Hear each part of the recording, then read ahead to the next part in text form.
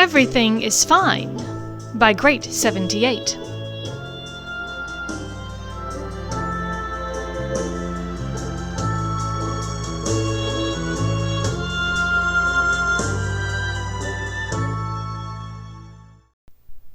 Chapter 15. Storms. Ariel stood in the doorway of the little gingerbread house, looking entirely unperturbed at the turbulent windstorm and lightning behind her.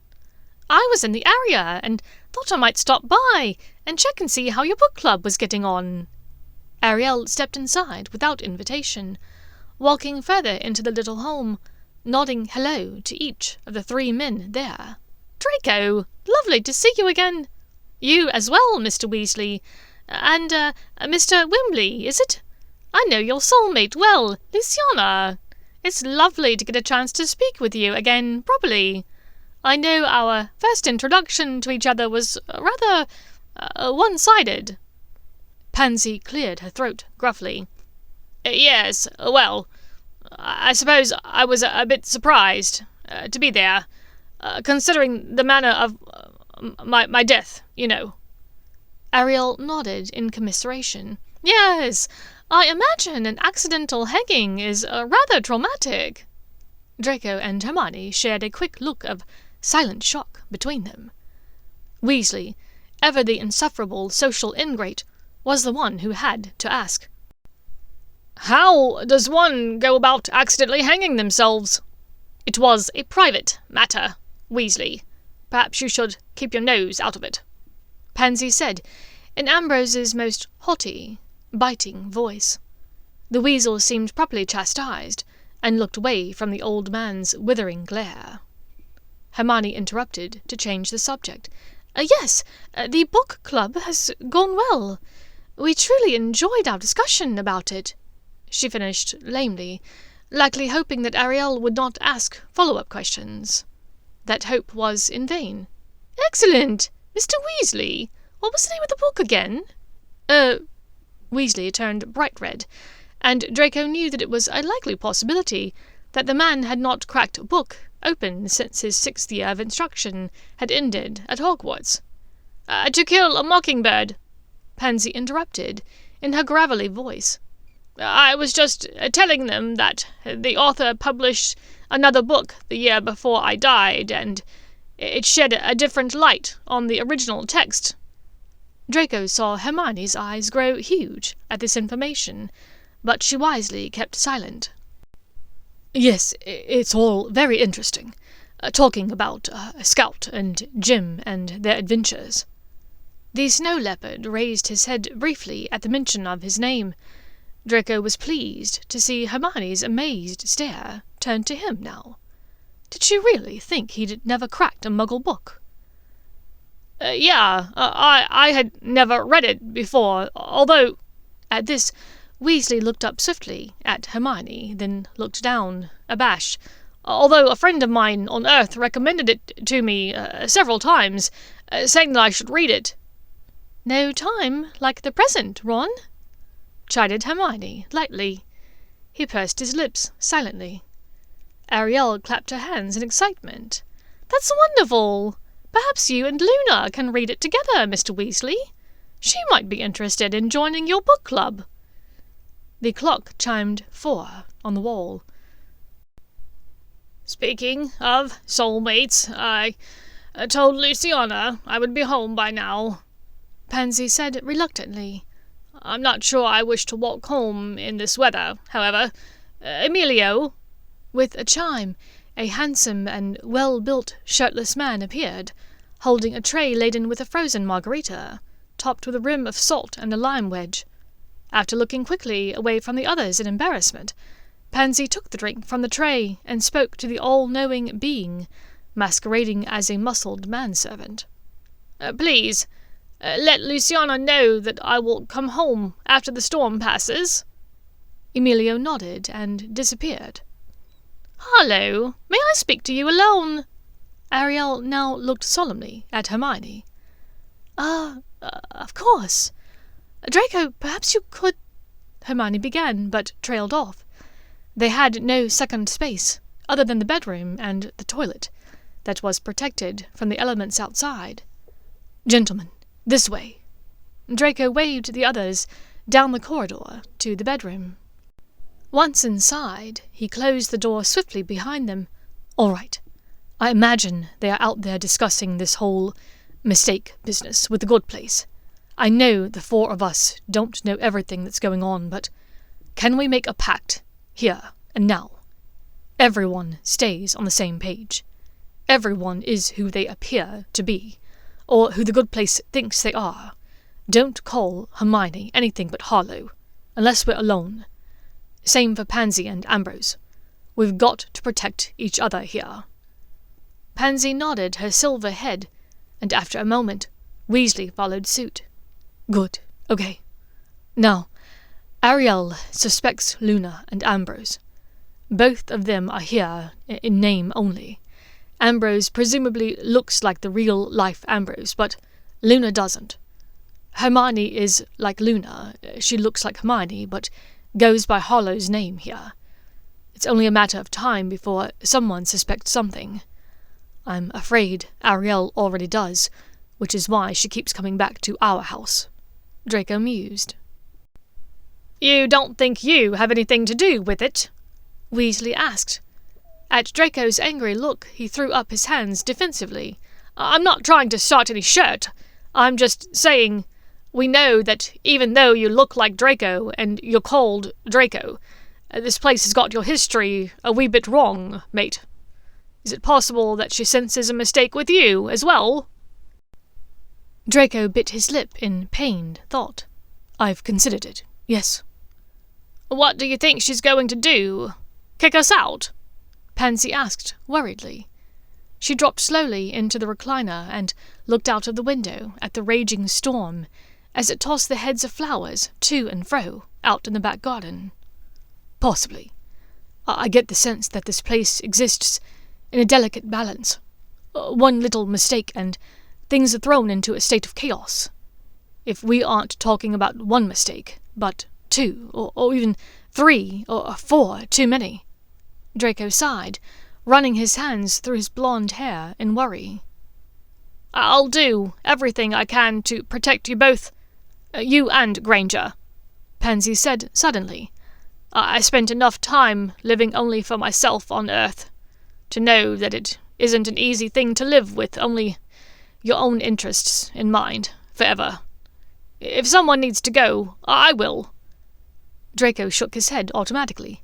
"Pansy, it's all right." Pansy's elderly voice cracked, and Draco met her indigo blue eyes, recognizing his childhood friend within the old man's gaze. The door opened, and Hermione took in the sight of the three of them. She sighed. "She's gone," Hermione said tiredly. "What did she want?" Weasley asked, his voice tense. "She wanted to talk about Ambrose. Apparently, Ariel has been to see Luciana as well.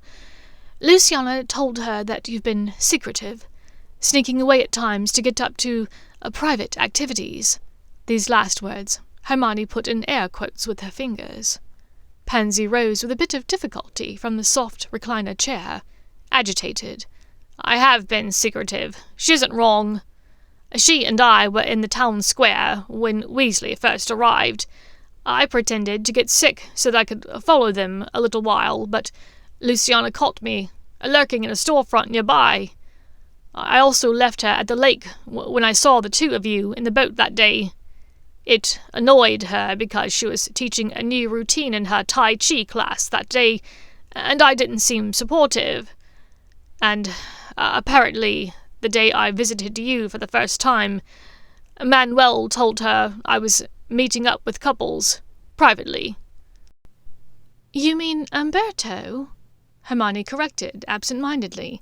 "Whomever, Granger," Pansy carped. "In any case, she's probably jealous because she and I talked about bringing in a third, and when she heard that, she assumed that I was being someone else's third." "Sorry, what are we talking about? Bringing in a third?" Hermione asked, befuddled.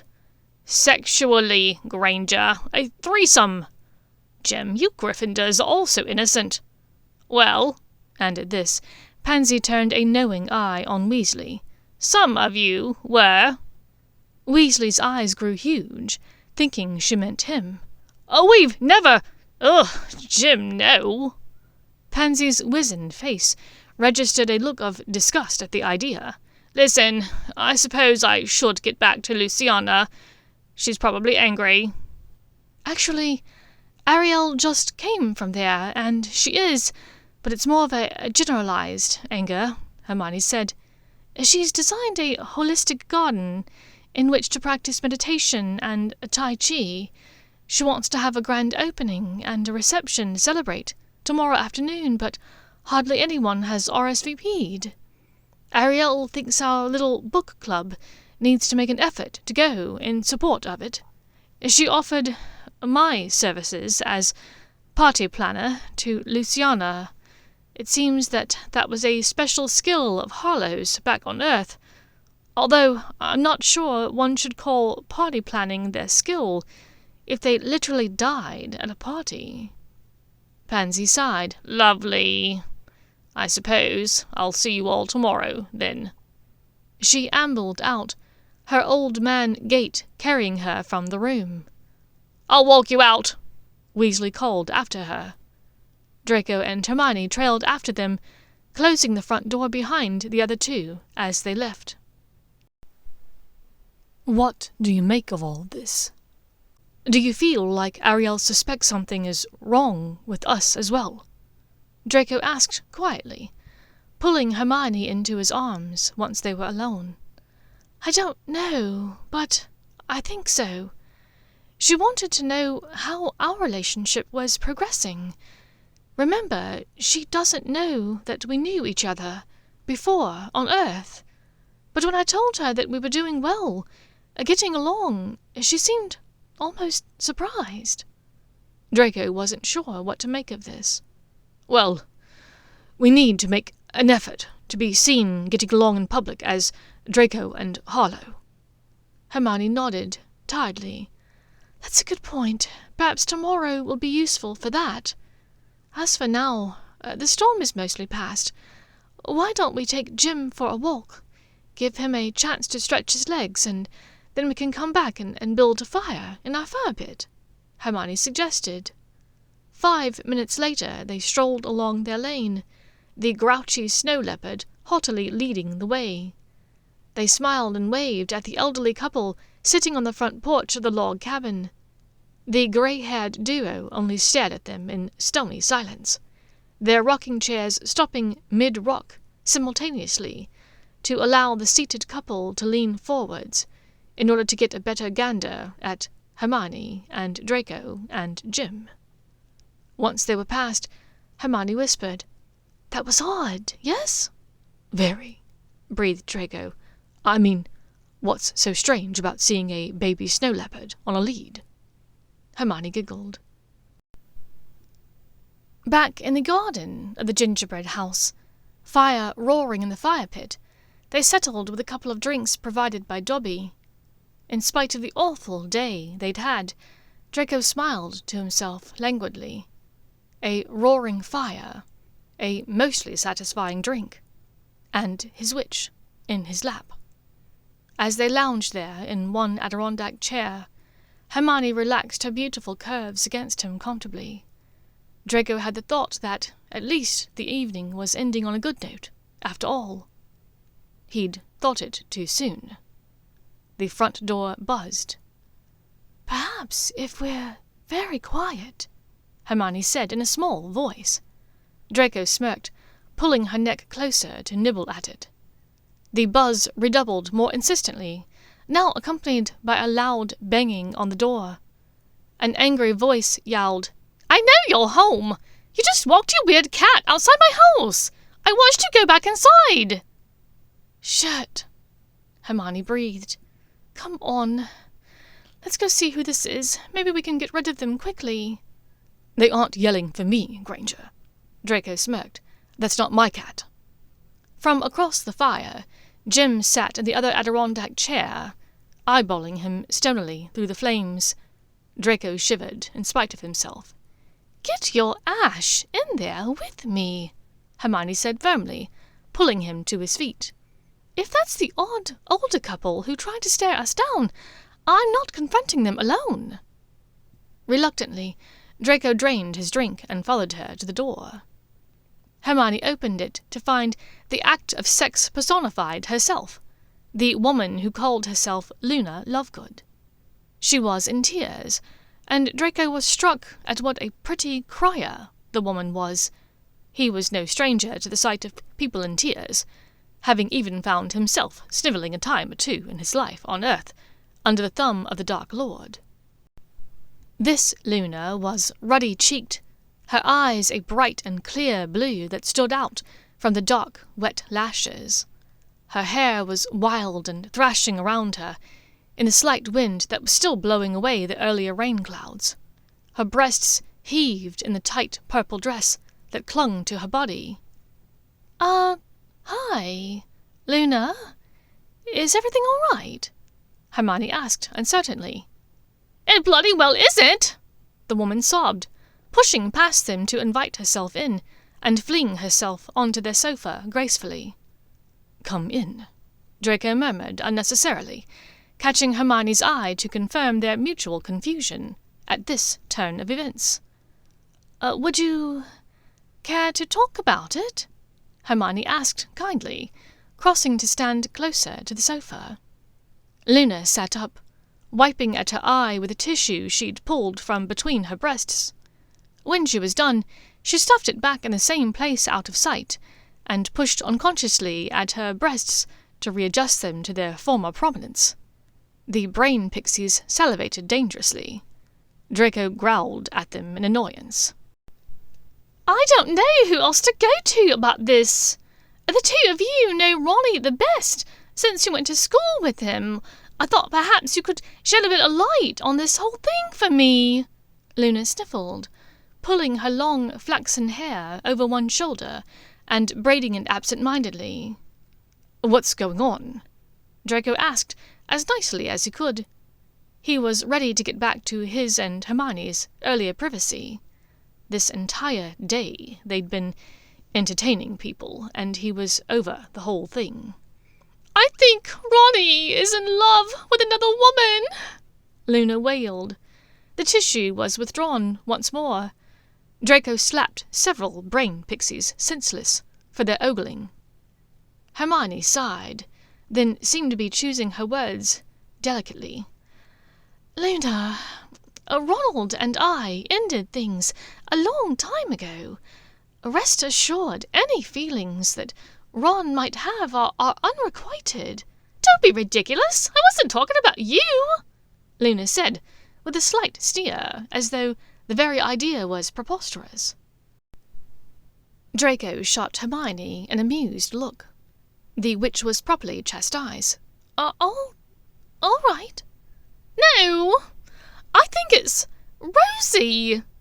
Luna's wails began afresh.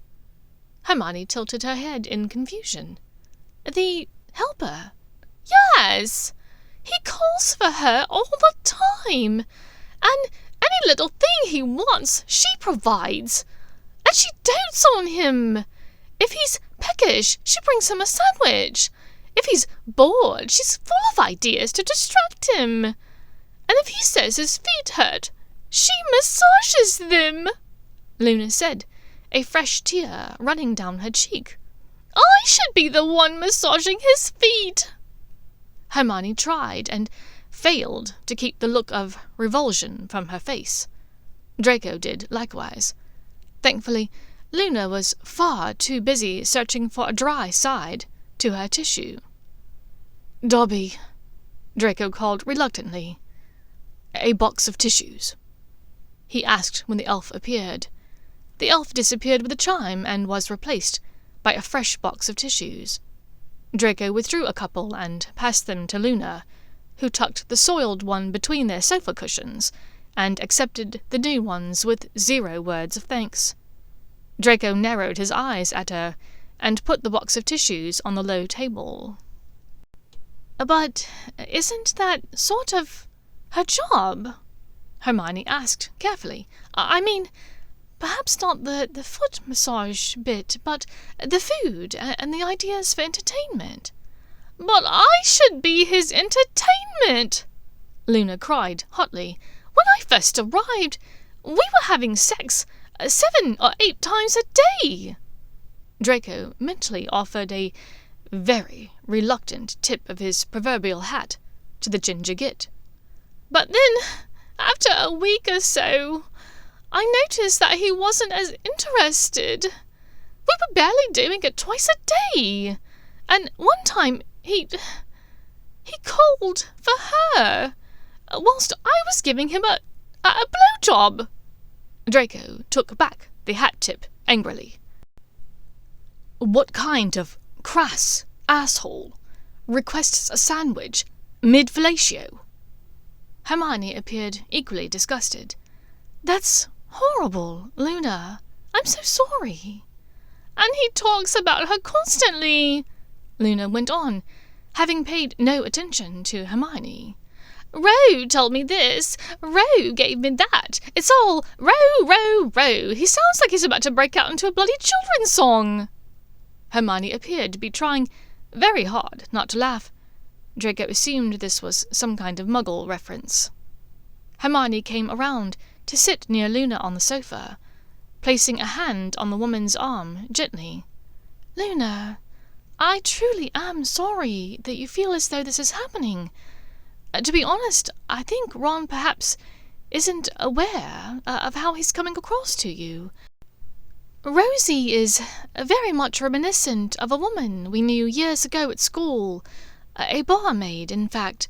Perhaps Ron just feels comfortable around her because of that familiarity," she suggested delicately. Draco hid his knowing smirk. Madame Rosmerta was a curvy witch who'd caught the eye of more than one Hogwarts student over the years. Goyle and Knott had regularly debated over which of them had the better chance of getting with her. The fact that it was neither of them seemed to not matter to either of them. Luna had dissolved into a new puddle of tears at this fresh information. Hermione was gamely trying her best to comfort the woman, who did not seem to want comfort, only an audience. Indeed, at one point she looked directly at Draco, seeming to try different facial expressions in hopes of eliciting a response. Draco remained boredly indifferent to her. "I'm sure this has all been just a gross misunderstanding," Hermione tried again. "Perhaps if you talk with Ron, let him know your concerns." "I think I need to make him jealous. That's what always worked for me back on Earth. When my boyfriend Johnny started calling my best friend Amanda, I gave hand jobs to the rest of his rugby team. He was absolutely livid." Hermione's mouth dropped open in shock. Even Draco's brain pixies were suitably impressed at the bollocks this woman displayed. "I don't suppose the two of you are interested in a revenge threesome?" Luna asked, her eyes growing wide with doe-like innocence at her words. "Those are always fun." Draco's brain pixies settled at a large conference table, having called a formal meeting to discuss this animatedly. Draco banged an imaginary gavel to adjourn the gathering, then swung the gavel menacingly at the pixies for good measure. He answered for them both. "No, Luna, I don't think that's the best plan." At Hermione's raised eyebrow and drawn lips, he elaborated hurriedly, "And we're not interested in that, in any case." Luna answered with another sniffle. "All right. But may I stay here tonight? I promise not to get in the way. I was staying a few nights with that British ambassador to Egypt and his soulmate, but the soulmate got jealous and kicked me out, just because he was giving me more attention during our threesomes." Draco worked to suppress his silent laughter, but quickly stopped after catching Hermione's eye.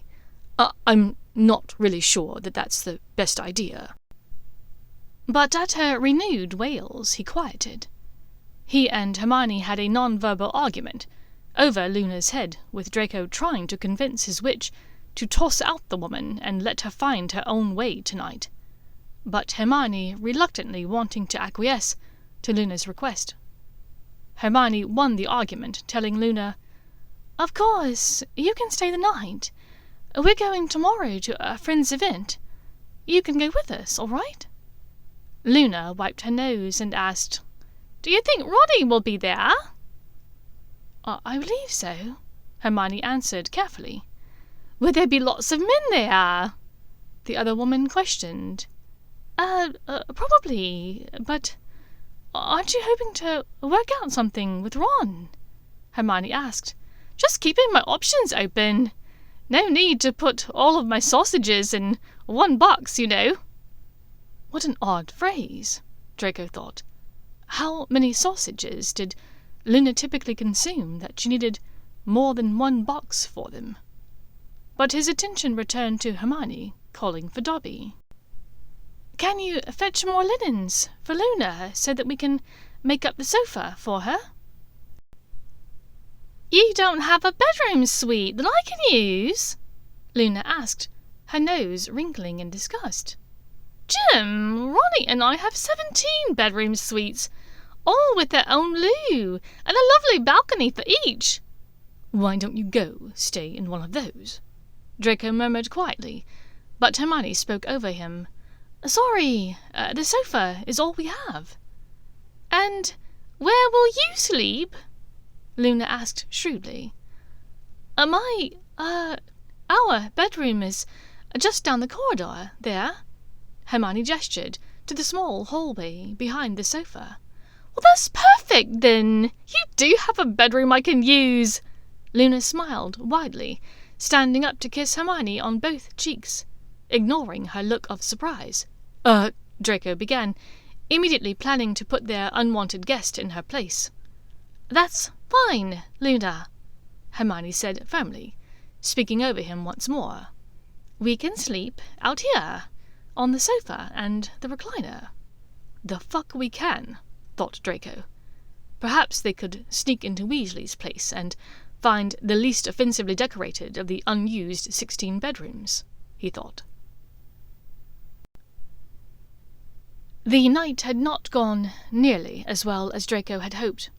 Luna had insisted that the three of them stay up late to drink and to try something she called edibles, which did not help Draco's mood in the slightest.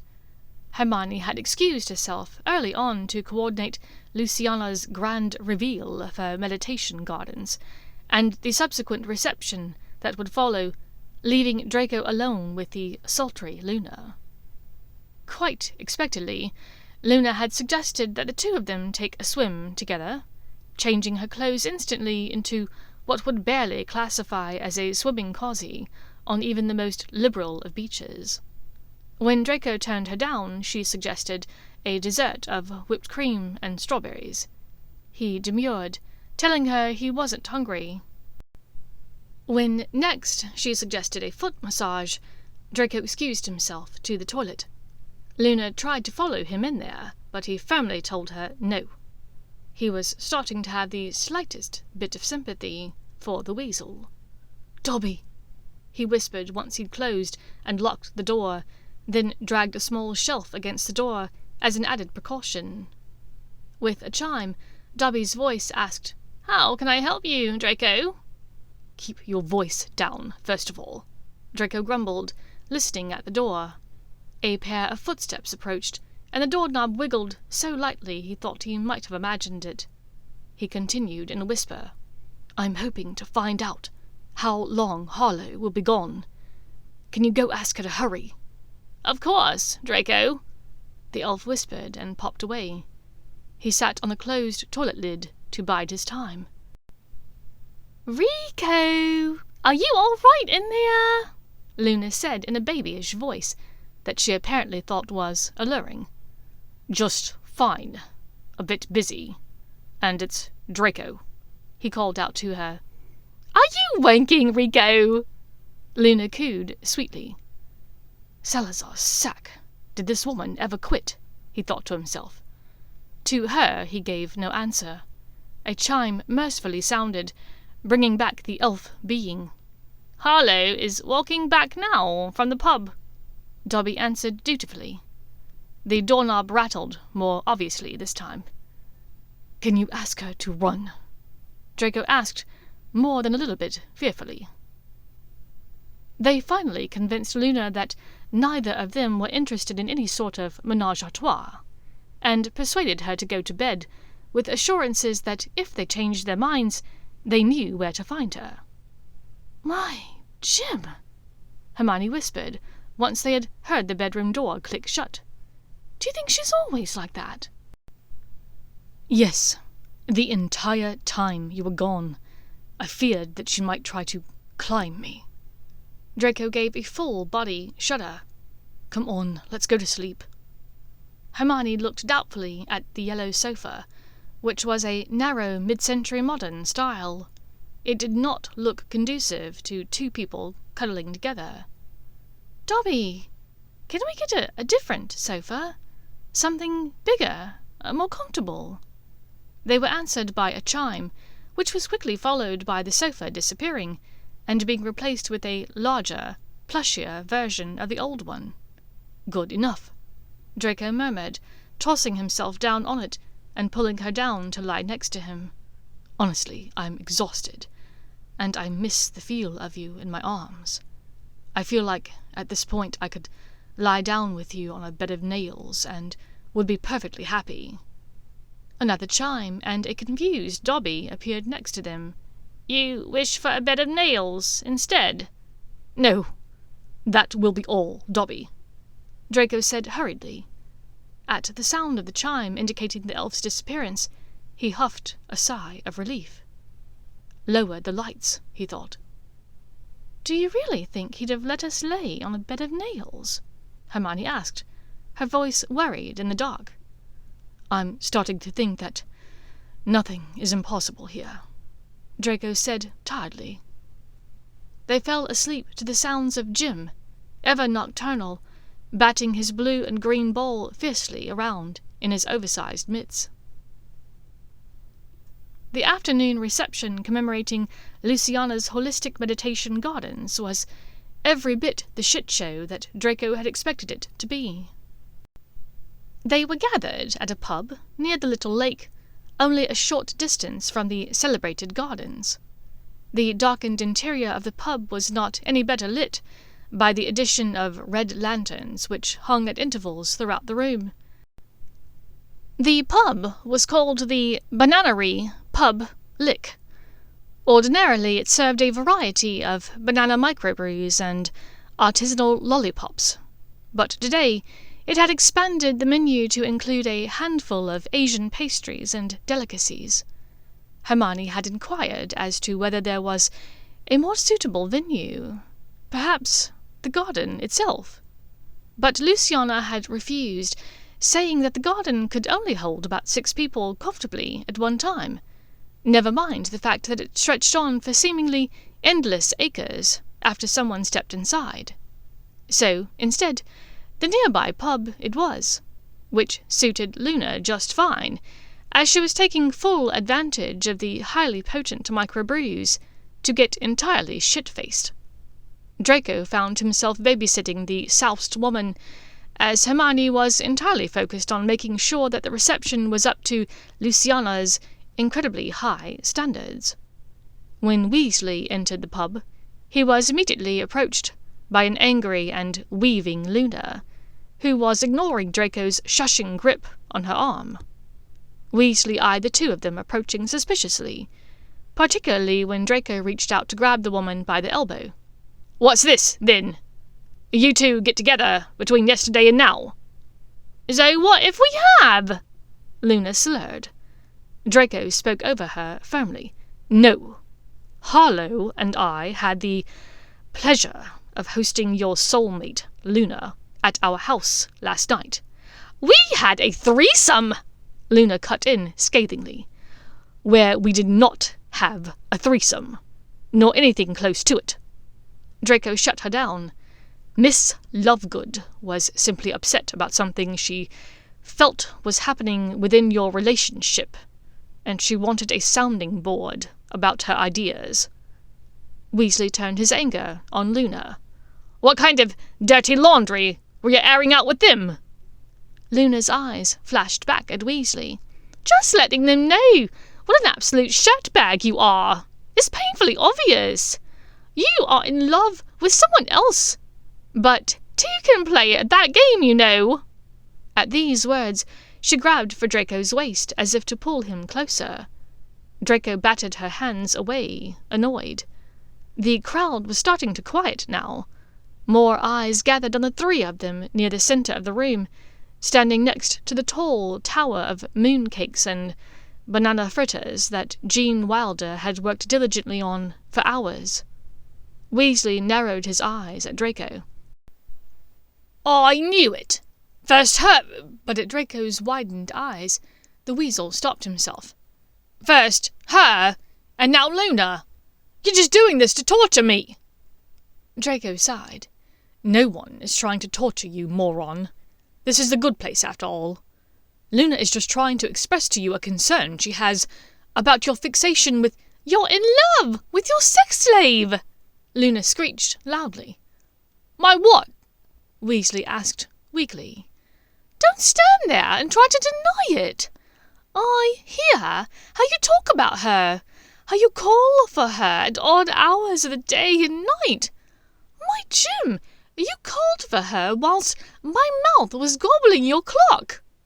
At this, Weasley turned a bright red, turning away from Luna in shame. He stood there wordlessly under her scathing look. "You won't even deny it?" Draco sneered, unable to help himself. "What, are you really in love with this all-knowing entity? You realize she can take any shape you want?" "I like the shape she is," Weasley said quietly. "Well, fuck this, and fuck you!" Luna screamed at him. "Come on, Rico, let's get out of here!" Once again, she tried to grab for Draco's hands. "Please, leave me alone, Luna," Draco said firmly, pulling his hands away. "And I've told you before, my name is Draco." "Whatever! I hate all of you two-faced shirtheads!" The attractive blonde woman spat at them. She turned wildly and reached for the edge of the table that held the 6-foot-high tower of decorative treats.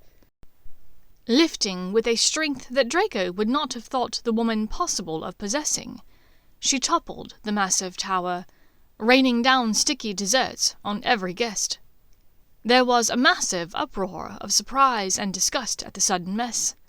As people stepped back in surprise, their heels dug into the soft, mushy treats. Draco locked eyes with Hermione across the room, shrugging and shaking his head in apologetic disbelief. She looked crestfallen, hours of her hard work destroyed in mere seconds. Pansy's soulmate, Luciana, stormed into the center of the room, her anger palpable on her face. She approached Weasley, looking ready to slap him across his freckled face. "Why, in the name of Jim, did you allow this to happen? You've ruined my beautiful party that I worked so hard to put together," the older woman yelled. From next to Hermione, Draco heard Pansy whisper in her carrying, elderly gentleman's voice, "Salazar's ash, I knew that she knew more English than she was letting on." I'm sorry. I had no idea that any of this would—" Weasley began, but he was immediately interrupted by a crashing sound of glass breaking. In the confusion, Luna had snuck behind the bar and was throwing dozens of bottles to the ground in a towering rage. "My microbrews!" Gene Wilder bellowed. Luna noticed the large display of specialty artisanal lollipops and began savagely unwrapping them. She took one lewd, overly sexual lick of each, then tossed it to the ground. "Not my lollies, too!" Jean cried.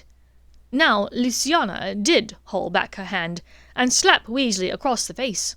Hard. From across the room, Draco noticed Hermione and Ambrose beat a fierce path towards them. From a different direction, Ariel did the same. Weasley's shocked expression was frozen to his face, as Luciana wound up to hit him again. The crowd watched in fascinated horror, all of this drama now accompanied by a new fear, as Luna was no longer smashing the bottles and sweets to the floor, but was throwing them at the crowd, specifically aiming them at Weasley and Draco. People began weaving and ducking to escape the hurtling, sticky, and, in some cases, glass-encased liquid missiles. As the second slap hit his other cheek, Weasley's head snapped back to the group of them. "Pansy! Get your beast of a soulmate under control! Ambrose!" But the damage had been done. Everyone had heard what he'd said. "Why did you call him Pansy?" Ariel asked sharply. Just a silly nickname they came up with yesterday at book club," Hermione tried placatingly, but Draco could read Ariel's expression. She'd already been suspicious of Ambrose. This had tipped her over the edge. Ariel turned to Ambrose, moving slowly to stand close, nose to nose with the elderly man, looking deep into his indigo eyes. "Who are you, really?" Pansy had the wherewithal to look shocked. "What do you mean? My name is Ambrose. We've met several times. You do Tai Chi with my soulmate, Luciana. She and I live in the high-rise, above the donut place. I died in 2008. Accidental hanging after losing all of my savings in the economic downturn. Left behind a wife and 3 daughters." Ariel studied him carefully. "And what is your last name?" Pansy's eyes flew wide, and her mouth dropped open. It was such a simple question, one that most people could answer instantaneously. Windley. No, I meant Wimbley." Ariel heaved a great sigh. "I was afraid of this." "It's Wimbley, I tell you." Pansy was slightly hysterical now, spittle flying from her wrinkled lips, catching in the 5 o'clock shadow on her jaw. Ariel ignored her, looking instead at Hermione. "Harlow, did you have any indication of this when you met Ambrose? Of who he really is?" Hermione spoke up quickly.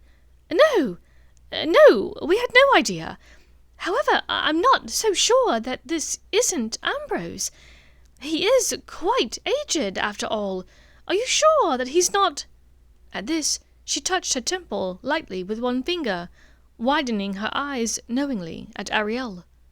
Draco pounced upon the idea eagerly. "That's right. Ambrose is rather advanced in age. Is it possible that he just forgot? A touch of dementia?" Pansy nodded eagerly. "That's true. I have been a bit out of it at times. Luciana will tell you I've been a bit paranoid lately, not really myself." "Ah, so you admit it. You are not yourself," Ariel stated fervently.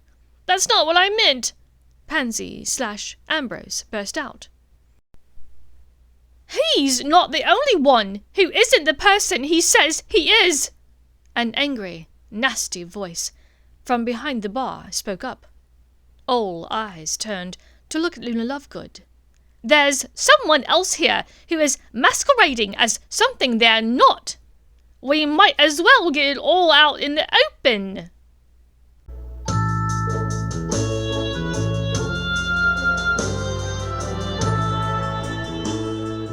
Thank you for listening to Everything is Fine by Great78. If you enjoyed this story and would like to read more like it, please find me on Archive of Our Own or follow my Spotify channel, Silver and Copper.